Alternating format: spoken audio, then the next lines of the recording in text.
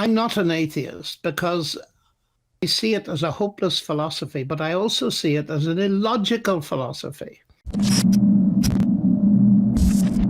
You point out that atheists have a bit of a problem. On one hand, they deny that evil exists, and yet on the other hand, when they see something like this, Dr. Lennox, they claim it does. Evil does exist. They claim that this plague is evil, or the results of it are evil anyway. How does their materialistic worldview put them in a bind? Well, of course, atheists differ. And one of the most famous, whom I've debated several times, as you say, is Richard Dawkins. And he just says this is the way the world is. It's exactly what you'd expect if at the bottom there's no good, no evil, no justice. And I'm just quoting a short bit. DNA just is, and we dance to its music. So his conclusion is that there's no good and no evil. And yet he's perfectly aware that he's a moral being and he makes moral judgments. So it seems to me that atheism, certainly in his version of it, and that of many others indeed, runs into a self-contradiction, denying morality and yet wanting there to be, and thankfully living as moral people. Now, if we analyze that, one of the most helpful people on that was actually the man that I quoted or hinted at earlier, who said he couldn't imagine anybody with real character hadn't suffered, was Dostoevsky. And he once put into the mouth of one of his characters, God, if there is no God, everything is permitted. In other words, there's no rational base for morality if God does not exist.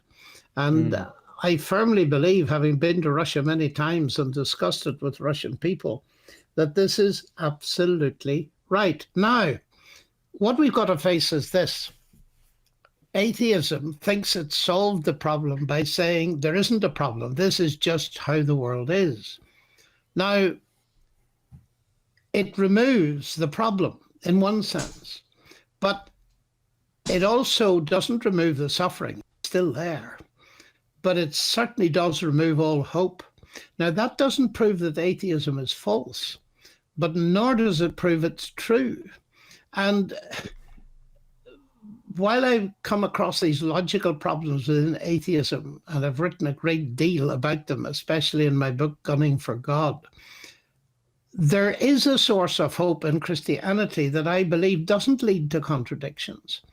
And actually, the irony of it is this, that here we see very brave people, and I think we ought to be deeply thankful for them, the medics and nurses and hospital people on the front line.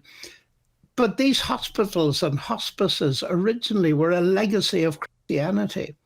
Perhaps it's worth exploring what Christianity has to say if it has left us such a wonderful legacy of medical help, so to speak.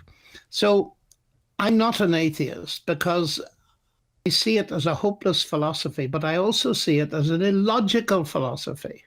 That we could go into more detail about. But I turn to something that gives a much better explanation of the situation, although it's a deeper thing. And because I reject the atheist solution, I have a problem. I have a problem believing in a God who is ultimately responsible for creating a world in which such things happen.